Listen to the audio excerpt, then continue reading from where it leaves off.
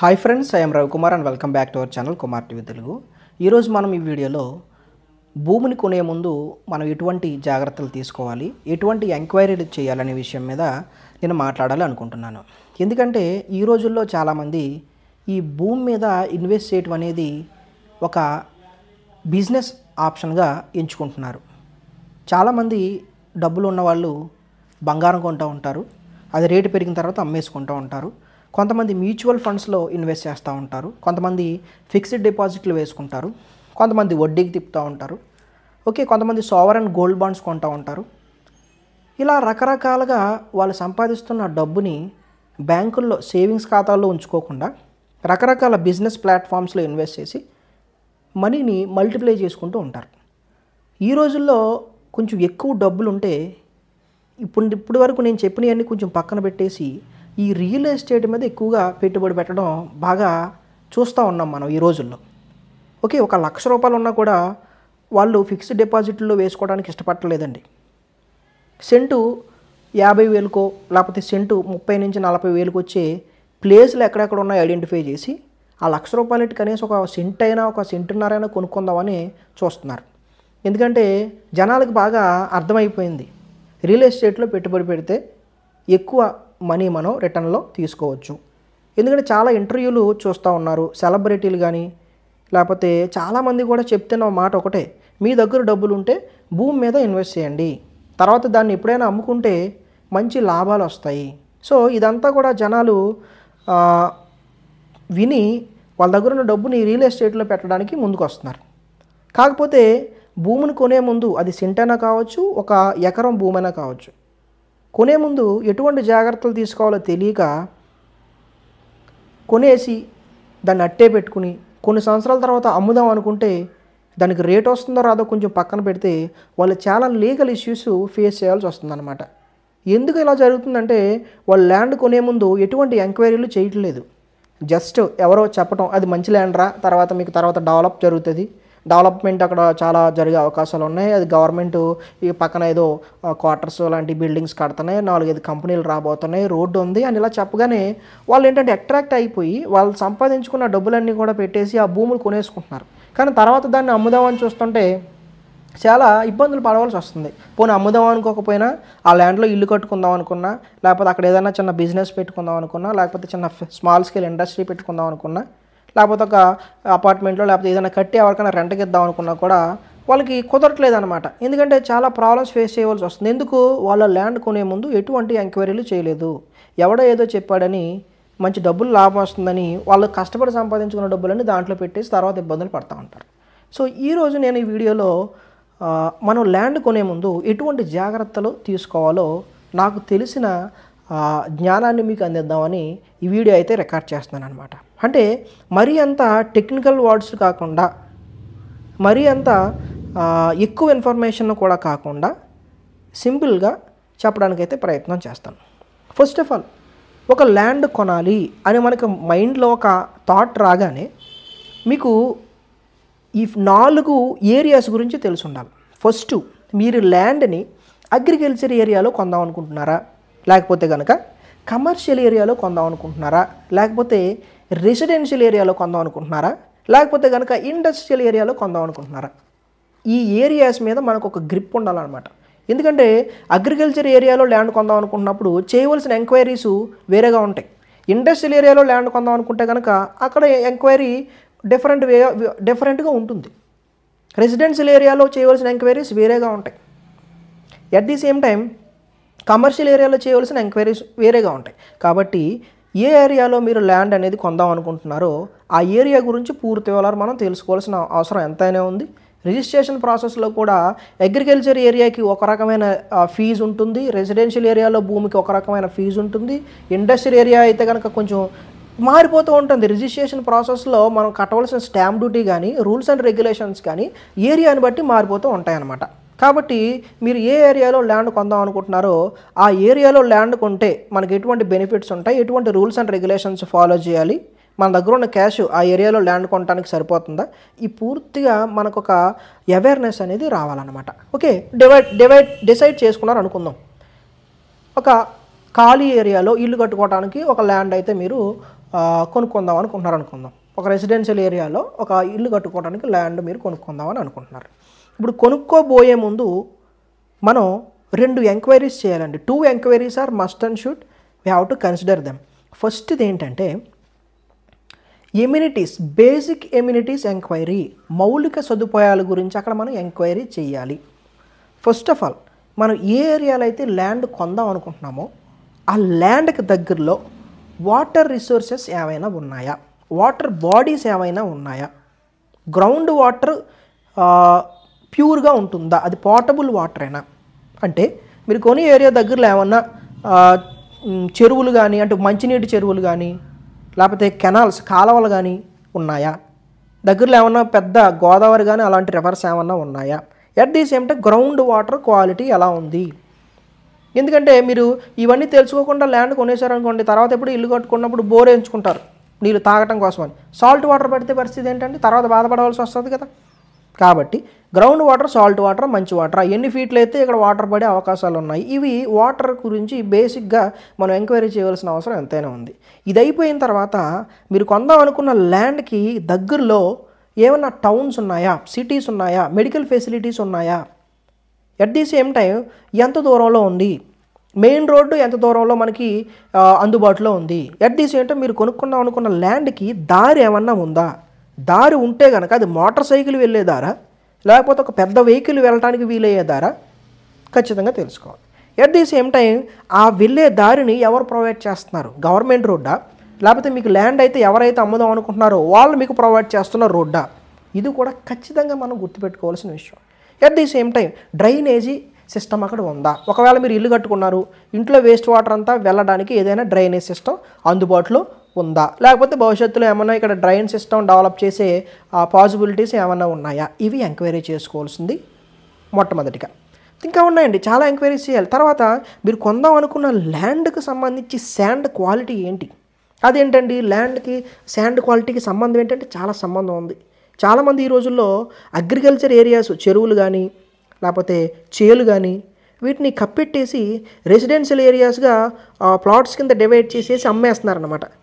మనం తెలుసుకోకుండా అక్కడ ల్యాండ్ కొనేసుకుని ఇల్లు కట్టుకోవడానికి ప్రయత్నం చేసినప్పుడు కట్టేశారు, ఇల్లు దిగిపోయే అవకాశాలు కూడా ఉంటాయి. ఎందుకంటే ఇదివరకు అది చెరువు, వాళ్ళు సరిగ్గా పోడ్చలా, స్ట్రాంగ్గా లేదు కింద మీకు ల్యాండ్ అనేది, సర్ఫేస్ అనేది స్ట్రాంగ్గా లేకపోవటం వల్ల దిగిపోయింది.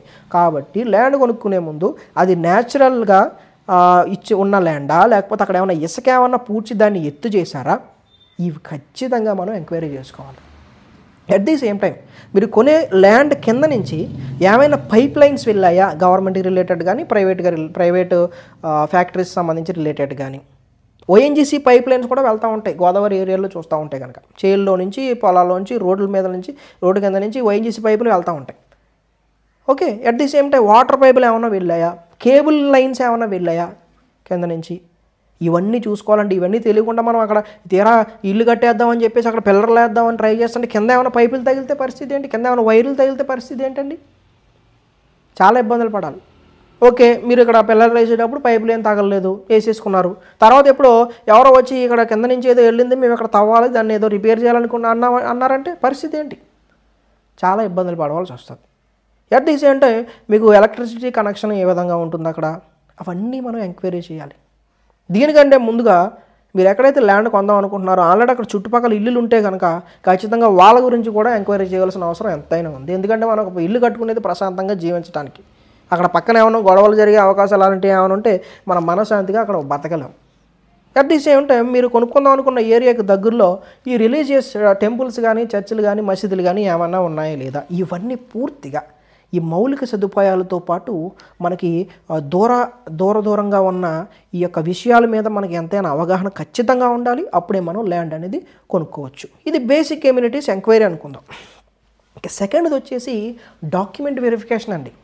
ఈ డాక్యుమెంట్ వెరిఫికేషన్లో 2 రకాలు ఉంటాయి. ఫస్ట్ది ఆఫ్లైన్ డాక్యుమెంట్ వెరిఫికేషను, రెండవది online document verification. Okay, first మనం ఆఫ్లైన్ డాక్యుమెంట్ వెరిఫికేషన్ గురించి మాట్లాడుకుందాం. ఓకే, అంటే మీరు ఏ ల్యాండ్ అయితే కొందాం అనుకుంటున్నారో ఆ ల్యాండ్కి సంబంధించిన డాక్యుమెంట్స్ని మనం ఖచ్చితంగా వెరిఫై చేసుకోవాలి. మాకు డాక్యుమెంట్స్ చదవటం రాదండి అనుకుంటే కనుక దగ్గరలో డాక్యుమెంట్ రైటర్లు ఉంటారు, ఆ ఊళ్ళోకి సంబంధించిన కర్ణాలు ఉంటారు, లేకపోతే డాక్యుమెంట్ చదవటం వచ్చిన వాళ్ళు ఉంటారు. ఆ ల్యాండ్ ఓనర్ని ఒకసారి మీ డాక్యుమెంట్ ఇవ్వమంటే వాళ్ళు ఎవరండి, ఒరిజినల్ ఎవరు, ఇది కూడా తీసుకొని చదువుకోండి అని ఎవరు, కనీసం జిరాక్స్ కాపీ అన్న వాళ్ళ దగ్గర తీసుకొని వాళ్ళ సమక్షంలోనే అది మనం చదివించుకోవాలి. ఓకే, ఆ డాక్యుమెంటు చదువుకున్నప్పుడు చాలా విషయాలు మనం పరిగణలోకి తీసుకోవాలండి. ఓకే, ముందుగా డాక్యుమెంట్స్ ఎన్ని రకాలుగా ఉంటాయో చూద్దాం. ఫస్ట్ విక్రయ దస్తావేజు లేకపోతే క్రయ దస్తావేజు, సేల్ డీడ్ అంటారు.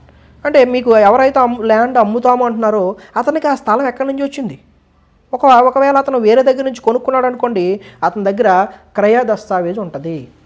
ఆ క్రయ దస్తావేజు మనం చదువుకోవాలి. సెకండ్ కైండ్ ఆఫ్ డాక్యుమెంట్ ఏంటంటే దాన పట్ట, గిఫ్ట్ డీడ్ అంటారు. ఒకవేళ ఎవరైతే మీకు అమ్ముదాం అనుకుంటున్నారో అతను ఎవరి దగ్గర కొనలా, వాళ్ళ మావయ్య గారు వాళ్ళ తాతయ్య గారు లేకపోతే వాళ్ళకి సంబంధించిన వాళ్ళు ఎవరు అతనికి దాన పట్ట ఫ్రీగా అతనికి రాసిచ్చారు భూమిని, చదువుకోవాలి. ఇంకొకటి ఏంటంటే సెటిల్మెంట్ దస్తావేజ్ అండి, సెటిల్మెంట్ డీడ్ అంటారు. అంటే అతను సెటిల్ చేశారు అతనికి భూమిని, నేను వేరే కాపురం పెట్టుకుంటానన్నప్పుడు లేకపోతే నేను వేరేగా బతుకుతాను అనుకున్నప్పుడు అతనికి రావాల్సిన భూమిని సెటిల్ చేసి అతనికి ఇచ్చేయారు అనుకుందాం, దాన్ని సెటిల్మెంట్ డీడ్ అంటారు. కొన్నిసార్లు ఎలా జరుగుతుందంటే ఫ్యామిలీలో ఒక భర్త ఒక వాళ్ళ వైఫ్ని ఇబ్బంది పెడుతున్నాడు అనుకుందాం, కొట్టేస్తున్నాడు అనుకుందాం, సరిగ్గా చూడలేదు అనుకుందాం. చాలామంది పెద్దలు ఒక గ్యాదర్ అయ్యి ఎలా చేస్తే కుదరదయ్యా, నువ్వు ఎప్పుడు ఆవిడని ఏం చేస్తావో తెలియట్లేదు కాబట్టి నీకున్న ఆస్తులు కొంత భాగం ఆవిడకి ఇప్పుడే రాసి ఇచ్చేయి, సెటిల్ చేసి అంటారు. అలా కూడా సెటిల్మెంట్ దస్తావేజులు రాస్తారు. ఆ సెటిల్మెంట్ దస్తావేజు చదువుకోవాలి. నెక్స్ట్ కైండ్ ఆఫ్ డాక్యుమెంట్ ఏంటంటే పార్టిషన్ డాక్యుమెంట్ అండి. ఒక ఇంట్లో నలుగురు అన్నదమ్ములు ఉంటే వాళ్ళకి పూర్వార్జితంగా వచ్చిన భూమిని నలుగురు కూడా పంచుకుంటారు. నలుగురు దగ్గర 4 డాక్యుమెంట్లు ఉంటాయి, కానీ ఫస్ట్ వాడి దగ్గర ఒరిజినల్ డాక్యుమెంట్ ఉంటుంది. అక్కడ ఒక క్లాజ్ని యాడ్ చేసి డూప్లికేట్ డాక్యుమెంట్స్ మిగతా వాళ్ళకి ఇస్తారు. అవి కూడా అమ్ముకోవడానికి రిజిస్ట్రేషన్ పర్పస్లో చాలా బాగా యూజ్ అవుతాయి, నో ప్రాబ్లం. అలా పార్టిషన్ డాక్యుమెంట్ అయితే కనుక చదువుకోవాలి. నెక్స్ట్ వీల్నామా అండి. అంటే మీకు ఎవరైతే ల్యాండ్ అమ్ముతున్నారో అతను కొనలేదు, గిఫ్ట్ డీడు కాదు, సేల్ డీడు కాదు, సెటిల్మెంట్ డీడు కాదు, వాళ్ళ తాతగారో లేకపోతే వాళ్ళ నాన్నగారో అతనికి వీలునామాలో ఆ డాక్యుమెంట్, ఈ స్థలం మా అబ్బాయికి 18 సంవత్సరాలు నిండిన తర్వాత అతనికి సర్వ హక్కులు వస్తాయని చెప్పి రాసిచ్చారనుకుందాం. ఆ డాక్యుమెంట్ చదువుకోవాలి మనం. తర్వాత general power of attorney documents ఉంటాయి. అంటే ఎన్ఆర్ఐస్ ఎప్పుడు అబ్రాడ్లో ఉంటారు కాబట్టి వాళ్ళకి ఓన్ కంట్రీస్లో ఉన్న ల్యాండ్స్ని సేల్ చేయాలనుకున్నప్పుడు ప్రతిసారి వాళ్ళు ఫ్లైట్ ఎక్కి రాలేరు కాబట్టి ఇక్కడ వాళ్ళకి లోకల్గా ఉన్న రిలేటివ్స్కో ఫ్యామిలీ మెంబర్స్కో ఈ అథారిటీని వాళ్ళకి ఇస్తారనమాట. అంటే ఎక్కడో అబ్రాడ్లో ఉన్న పర్సన్ ల్యాండ్ని ఇక్కడ ఇండియాలో ఉన్న వాళ్ళ రిలేటివ్ అమ్మొచ్చు, ఇతనికి సైన్ చేసే హక్కు రైట్ ఇతనికి కల్పిస్తారు. అలా జనరల్ పవర్ ఆఫ్ అటార్నీ ద్వారా అతనికి వచ్చిన భూమా ఖచ్చితంగా ఆ డాక్యుమెంట్స్ చదువుకోవాలి. చదవడం రాకపోయినా ఆ వచ్చిన వాళ్ళన్నా దగ్గర పెట్టుకుని వాళ్ళ సమక్షంలో చదివించుకుని వినిపించుకోవాలి.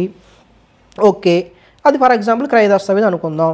ఆ క్రయ దస్తావేజ్లో మనం ఏమేమి విషయాలు కన్సిడర్ చేయాలి, ఎంక్వైరీ ఖచ్చితంగా మనం ఫైండ్ అవుట్ చేసుకోవాలంటే ఆ క్రయ దస్తావేజుల్లో ఆ ల్యాండ్కి సంబంధించిన ఈచ్ అండ్ ఎవ్రీ డీటెయిల్స్ దాంట్లో కనపడతాయి. ఫర్ ఎగ్జాంపుల్ ఆ ల్యాండ్కి నార్త్ సైడ్లో, సౌత్ సైడ్లో, ఓకే, నార్త్ సైడ్లో, సౌత్ సైడ్లో, ఈస్ట్ సైడ్లో, వెస్ట్ సైడ్లో ఎవరు భూములు ఉన్నాయో దాంట్లో రాసి ఉంటుంది.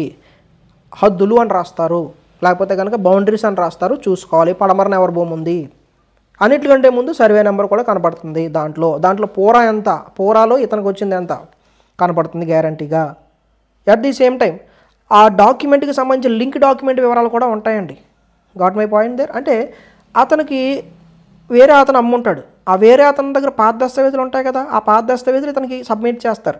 ఆ పాత దస్తావేజుల యొక్క సర్వే నెంబర్ని ఇతని దగ్గర ఉన్న దస్తావేజులో రెఫరెన్స్గా రాస్తారనమాట. ఆ old document link document number కూడా దాంట్లో ఉంటుంది, దాన్ని కూడా చూసుకోవాలి. ఎట్ ది సేమ్ టైం ఆ ల్యాండ్కి సంబంధించిన ఆయన సంతకం పెట్టాడే లేదా, ఎవరు ఇతనికి అమ్మిన అతని సంతకం ఉందా లేదా, ఓకే, అన్నీ మళ్ళీ సాక్షి సంతకాలు ఉన్నాయా లేదా, ఇవన్నీ వెరిఫై చేసుకోవాలి. అన్నిటికంటే ఇంపార్టెంట్ ఆ డాక్యుమెంట్లో దారి విషయాలు ఉన్నాయా లేదా. ఫర్ ఎగ్జాంపుల్ మీకు ల్యాండ్ కొనుక్కుందాం అనుకుంటున్నారు, ఆ ల్యాండ్కి ఒక కారు వెళ్ళి దారి అనేది ఇస్తామని చెప్తున్నాడు అతను. కానీ ఈ కారు వెళ్ళి దారి గురించి ఆ డాక్యుమెంట్లో లేదనుకోండి, ఇబ్బంది పడవలసి ఉంటుందన్నమాట.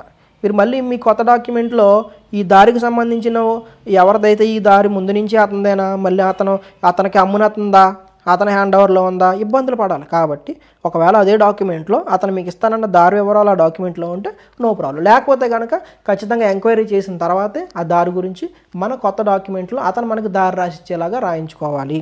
ఎందుకంటే దారుల గురించి చాలా గొడవలు జరుగుతూ ఉంటాయండి. కాబట్టి దారి విషయంలో చాలా జాగ్రత్తలు వహించాలి.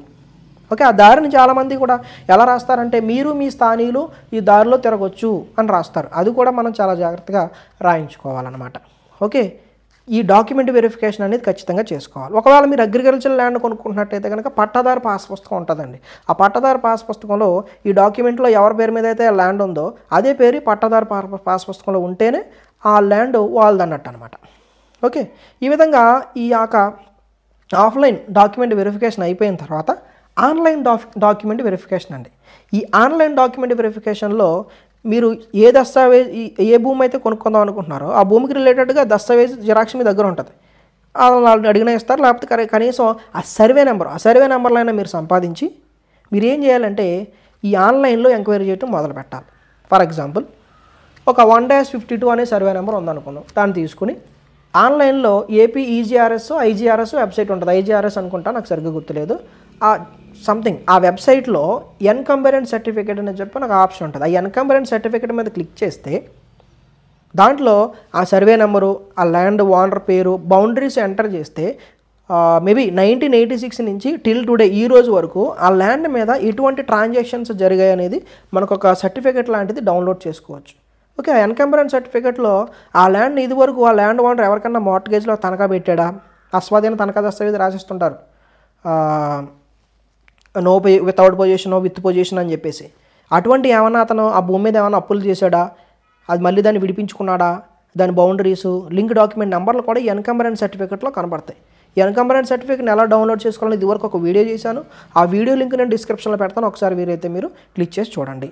ఎన్కంబరెన్స్ ఎంక్వైరీ అయిపోయిన తర్వాత మీ భూమి అని ఒక వెబ్సైట్ ఉంది మనకి, ఆంధ్రప్రదేశ్కి కానీ తెలంగాణ సంబంధించి వెబ్సైట్ మీ భూమి అనే వెబ్సైట్ ఉంటుంది. ఆ మీ భూమి వెబ్సైట్లో అడంగల్ అని ఒకటి ఉంటుంది, తర్వాత 1B అని ఒకటి ఉంటుంది, FMB అని ఒక 3 ఆప్షన్స్ కనపడతాయి. ఫస్ట్ ఆఫ్ ఆల్ మనం అడంగల్ చెక్ చేసుకోవాలి. అడంగల్ మీద క్లిక్ చేస్తే సర్వే నెంబర్, ఏదైతే సర్వే నెంబర్ మనం గ్యాదర్ చేసామో సర్వే నెంబర్ నాకు ఎంటర్ చేసి ఆ ల్యాండ్ ఓనర్ పేరు మనం సెలెక్ట్ చేసుకోవాలి. లేకపోతే ఖాతా నెంబర్ ఉంటుంది, ఖాతా నెంబర్ కూడా మనం ఎంటర్ చేయొచ్చు. ఓకే, అడంగల్ అనేది డౌన్లోడ్ అవుతుంది. ఆ సర్వే నెంబర్లో ఎవరెవరికి ఎంత భూమి ఉందో అనేది క్లియర్గా వచ్చేస్తుంది. సెంట్లో ఉంటే సెంట్లు, ఎకరాల్లో ఉంటే ఎకరాల్లో వచ్చేస్తుంది. వాళ్ళ తండ్రి పేరు కనపడుతూ ఉంటుంది. అతనికి ఎలా వచ్చింది భూమి, కొనుగోలు అని ఉంటుంది మ్యాక్సిమం.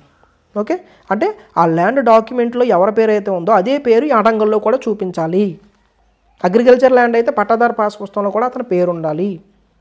తర్వాత 1Bలో కూడా సేమ్ అక్కడ ఉంటుంది. అడంగల్ అయిపోయిన తర్వాత అక్కడ 1B అని ఒక ఆప్షన్ కనబడుతుంది. మళ్ళీ దాని మీద క్లిక్ చేసుకుని ఈ ఖాతా నెంబర్ కానీ లేకపోతే సర్వే నెంబర్ కానీ అతని పేరు సెలెక్ట్ చేసుకుంటే అతని పేరు మీద ఎక్కడెక్కడ ఏ సర్వే నెంబర్లో భూములు ఉన్నాయో కనబడతాయి మనకి. సేమ్ మళ్ళీ అదే 1Bలో కూడా ఇతని పేరు కనపడాలి, డాక్యుమెంట్లో ఉండాలి, ఎన్కంబరెన్స్లో ఉండాలి, అడంగల్లో ఉండాలి.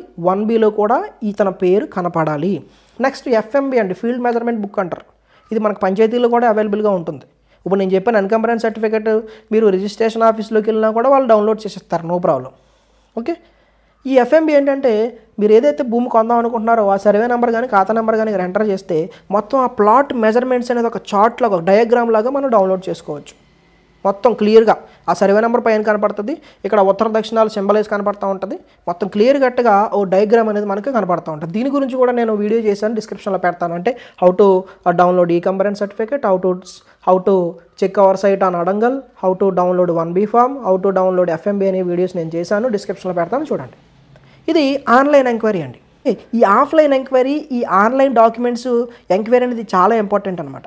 ఓకే, మీరు దస్తావేజ్లో మీరు ఆ ల్యాండ్ ఓనర్ పేరు దస్తావేజ్లో ఉంది, కానీ 1Bలో అతని పేరు లేదు, వాళ్ళ నాన్నగారి పేరు ఉంది అనుకుందాం. అలాంటప్పుడు ఏం చేయాలంటే ముందు ఆ ల్యాండ్ని మ్యూటేషన్కి అప్లై చేయమని చెప్పాలి. MRO దగ్గరికి వెళ్తే నా పేరండి ఇది మా నాన్నగారు నాకు రాసి ఇచ్చారు, ఇప్పుడు నేను అమ్ముదాం అనుకుంటున్నాను, కానీ అడంగల్లో నా పేరు చూపించట్లేదు, 1Bలో నా పేరు చూపించట్లేదు, కాబట్టి అడంగల్కి మీరు అప్లై చేసుకోవాలి. అప్పుడు మ్యూటేషన్లో మీ పేరు అనేది అక్కడ ఎంటర్ చేస్తారు. అప్పుడే అది ఈజీగా మనం ఎవరికైనా అమ్మొచ్చు. అంటే డాక్యుమెంట్లో ఎవరి పేరు అయితే ఉందో 1Bలో అడంగల్లో కూడా వాళ్ళ పేరు ఉంటేనే ఎక్కువ మంది కొనుక్కోవడానికి ఇష్టపడతారు. కాబట్టి ఎవరైతే ల్యాండ్ కొనుక్కుందాం అనుకుంటున్నారో ఈ ఎంక్వైరీలన్నీ చేయాలండి. ఇప్పుడు ఆఫ్లైన్ డాక్యుమెంట్ వెరిఫికేషన్ అయిపోయింది, అంతా ఓకే. ఆన్లైన్ వెరిఫికేషన్ అయిపోయింది, అంతా ఓకే. ఆ భూమి అతందే. అన్ని ఆన్లైన్ వెబ్సైట్స్లో కూడా అంటే మీ భూమి వెబ్సైట్లో అడంగల్లో అతని పేరే ఉంది, పట్టాదారు పాస్ పుస్తకం మీద కూడా అతని పేరే ఉంది, 1Bలో అతని పేరు ఉంది, FMBలో కూడా క్లియర్గా ఉంది అనుకున్న తర్వాతే మీరు రిజిస్ట్రేషన్ ప్రాసెస్కి వెళ్ళాలి. రిజిస్ట్రేషన్ ప్రాసెస్కి వెళ్ళే ముందు మనం ఎంత భూమి అయితే కొనుక్కుందాం అనుకుంటున్నామో ఆ భూమిని కొలత ఎంచుకుంటాం కదండి. సర్వేయర్ని పిలిచో లేకపోతే కర్ణం గారిని దగ్గర పెట్టుకునో ఆ లేఖను దగ్గర పెట్టుకుని మనం కొలతలు ఎంచుకుని రాళ్ళు పాతుకుంటాం కదండి. అలాంటప్పుడు మీరు ఏ భూమి అయితే కొందాం అనుకుంటున్నారో ఆ భూమికి చుట్టుపక్కల కూడా భూములు ఉంటాయి కదండి. నార్త్ సైడ్లో ఎవరిదో భూమి ఉంటుంది, సౌత్ కూడా ఎవరి భూమి ఉంటుంది, ఈస్ట్ వెస్ట్లో కూడా ఎవరొకరు భూములు ఉండే ఉంటాయి. వాళ్ళని నలుగురిని దగ్గర పెట్టుకుని మీ భూమికి కొలతలు వేయించుకోవాలి. చాలా బెస్ట్. కొంతమంది ఏం చేస్తారంటే భూమి కొలతలు వేయించుకున్నప్పుడు అవతలోడు చెప్పకుండా ఇటు కొలిచేసుకుంటూ ఉంటాడు. తర్వాత గొడవకు వస్తారు, నాకు తెలియకుండా నువ్వు ఎలా కొలిచేసుకున్నావు నన్ను పిల్లలని గ్యారంటీగా అవతలని పిలిచే మనం వాళ్ళ సరిహద్దులు మన సరిహద్దులు జాగ్రత్తగా కొలత వేయించుకోవాలి. ఓకే, కొలత ఏం చేశారు? రిజిస్ట్రేషన్ ప్రాసెస్కి వెళ్ళే ముందు ఒకవేళ మీరు లేడీస్ దగ్గర నుంచి భూమిని కొంటున్నప్పుడు, ఎందుకంటే వాళ్ళ ఇంట్లో ఎవరో అతనికి ఆ ల్యాండ్ ఓనర్కి అబ్బాయిలు ఎవరు లేరు, అమ్మాయిలే ఉన్నారనుకుందాం. ఈ అమ్మాయిలందరూ కూడా రిజిస్ట్రేషన్కి రావాల్సిందే, వాళ్ళందరూ కూడా అక్కడ సంతకాలు పెట్టాల్సిందే. ఒకవేళ అమ్మాయిలో ఉన్నారు, అబ్బాయిలో ఉన్నారు, ఆ భూమి ఇంకా ఎవరికి పంచలా, కానీ వాళ్ళ తండ్రి భూమి అమ్మేద్దాం అనుకుంటున్నాడు. ఇప్పుడు అతను రావాలి, వాళ్ళ పిల్లలు ఇద్దరు అబ్బాయిలు ఇద్దరు అమ్మాయిలు అనుకుని నలుగురు రావాలి, అతను కూడా రావాలి. వాళ్ళందరూ వచ్చాక డాక్యుమెంట్ మీద సంతకం పెడితేనే ఆ డాక్యుమెంటు మీ దగ్గర పెట్టుకుని తర్వాత ఏ ప్రాబ్లం రాదు మీకు. అలా కాకుండా వాళ్ళ ఇంట్లో నలుగురు అబ్బాయిలు ఉన్నారనుకుందాం, ఇద్దరే వచ్చారు రిజిస్ట్రేషన్ ఆఫీస్కి, సంతకాలు పెట్టారు, పేరెంట్ వచ్చాడు, తర్వాత ఇద్దరు అబ్బాయిలు కూడా మళ్ళీ మీరు ఎప్పుడన్నా రావచ్చు, ఆ డాక్యుమెంట్ మాకు తెలియకుండా మా నాన్న అమ్మేశాడు, దాని మీద మాకు హక్కు ఉందని తర్వాత ఎప్పుడో వచ్చి ప్రాబ్లం క్రియేట్ చేయొచ్చు. అది లీగల్గా సక్సెస్ అవ్వకపోయినా మనం తలకాయ పుట్లు అనమాట ఇవన్నీ. కాబట్టి ఈ offline document verification, online document verification ఖచ్చితంగా చెక్ చేసుకున్న తర్వాతే మీరు ల్యాండ్ కొనుక్కోవటం ఈ రోజుల్లో చాలా మంచిది. అది అగ్రికల్చర్ ల్యాండ్ అయినా, రెసిడెన్షియల్ ఏరియాలో ల్యాండ్ అయినా, ఓకే, కమర్షియల్ ఏరియాలో ఏదైనా, ఇండస్ట్రియల్ ఏరియాలో ఏదైనా, ఓకే. ఇలా కాకుండా కొన్ని భూములు ఉంటాయండి, అసైన్డ్ భూములు అంటారు వాటిని, పట్టా భూములు. గవర్నమెంట్ ఏంటంటే చాలామంది లేనటువంటి వాళ్ళకి ఇల్లు కట్టుకోవడానికి భూములు ఇస్తూ ఉంటుంది. కొంతమంది ఆ భూములు ఏం చేస్తారు, అక్కడ ఇల్లు కట్టుకోకుండా తర్వాత ఎవరికి అమ్మేద్దామని చూస్తూ ఉంటారు. అలాంటి భూములు కొనుక్కోవడం వల్ల మనకి ఏమి రిజిస్ట్రేషన్ జరగదు, చాలా ప్రాబ్లమ్స్ ఫేస్ చేయాలి. గవర్నమెంట్ ఇచ్చిన భూములు వేరే వాళ్ళకి అమ్మకూడదండి, వాళ్ళు తరతరాలుగా వాళ్ళే వాడుకోవాలి. ఓకే, తర్వాత ఎండోమెంట్ ల్యాండ్స్ ఉంటాయి, మనకి దేవస్థానం భూములు ఉంటాయి, అలా అవి కూడా అమ్మకూడదండి, అవి కూడా కొనుక్కోకూడదండి ఎవరన్నా ఏదైనా చెప్పినా కానీ. అట్ ది సేమ్ టైం మనకి వక్ఫ్ బోర్డు భూములు ఉంటాయండి, మసీదులకి వాటికి ఈ రిలీజియస్ ప్లేస్లకి సంబంధించిన భూములు కూడా ఉంటాయి, అసలు కొనుక్కునే ప్రయత్నం చేయకూడదండి. పీడబ్ల్యూడీ భూములు ఉంటాయి, కొనుక్కునే ప్రయత్నం చేయకూడదండి. గవర్నమెంట్కి సంబంధించిన భూములు వాళ్ళు ఫ్రీగా ఇస్తేనే తీసుకోవాలి. అసైన్డ్ భూములు నీటిని మనకు గవర్నమెంట్ నాకు ఫర్ ఎగ్జాంపుల్ ఒక సెంటున్నర 2 సెంట్లు భూమి ఇచ్చింది అనుకోండి, నాకు దాన్ని ఎవరికి అమ్ముకోకూడదంటే నేను ఆ రైట్ కూడా నాకు లేదండి. ఒకవేళ అది అమ్ముదాం అనుకున్నా ఎవరైనా కొనుక్కోవడానికి ముందుకు వచ్చినా మనం వాళ్ళకి చెప్పాలి, ఇది నాకు గవర్నమెంట్ నుంచి వచ్చింది, ఇది పట్టా భూమి, ఇది 13B భూమి, డి పట్టా ఏదో పేర్లు ఉంటాయి వాటిని కొనుక్కునే ప్రయత్నం చేయకూడదు, అది రిజిస్ట్రేషన్స్ జరగవు. చాలామంది కూడా నార్మల్గా ఒక కాగితం రాసేసి అక్కడ విట్నెస్లతో సంతకాలు పెట్టేసి మామూలుగా అమ్మేసుకుంటారండి, రిజిస్ట్రేషన్స్ జరగవు, చాలా ప్రాబ్లమ్స్ ఫేస్ చేయాల్సి వస్తుంది. కాబట్టి గవర్నమెంట్ ఎవరికైనా పట్టాల కింద భూములు ఇచ్చినప్పుడు ఆ భూముల్ని కొనే ప్రయత్నం చేయకూడదు. ఒకవేళ ఏదో వాళ్ళు అమ్మేస్తున్నారు, వాళ్ళకి ఏది కుదరట్లేదు, తీసుకుందామని మీరు ఆలోచిస్తే కనుక లాయర్ని సంప్రదించి అలాంటి వాటికి ముందుకు వెళ్ళటం మంచిదన్నమాట. వీటిని ప్రొహిబిటెడ్ ల్యాండ్స్ అంటారన్నమాట. దీని గురించి మీకు 1908 ఇండియన్ రిజిస్ట్రేషన్ యాక్ట్లో 22A సెక్షన్లో దీని గురించి రాశారండి. ఒకసారి చూడండి, అది నేను కూడా యూట్యూబ్ వీడియోలో చూస్తున్నప్పుడు ఒక పెద్ద లాయర్ చెప్పిన మాటలన్నమాట ఇవి. ఓకేనా, అవి కొనుక్కునే ప్రయత్నం మీరు చేద్దాం అనుకుంటే కనుక లాయర్ని సంప్రదించడం better. At the same time మీరు 1 ఏకర్ కంటే ఎక్కువ ల్యాండ్ అని కనుక మీరు పర్చేస్ చేద్దాం అనుకుంటే కనుక ఖచ్చితంగా లాయర్ దగ్గరికి వెళ్ళి వాళ్ళ సలహాలు తీసుకుని కొనుక్కోవటం చాలా మంచిదన్నమాట. ఈ వీడియో మీకు యూజ్ అవుతుంది అనుకుంటున్నాను. ఖచ్చితంగా షేర్ చేయండి, లైక్ చేయండి. Thank you so much for watching.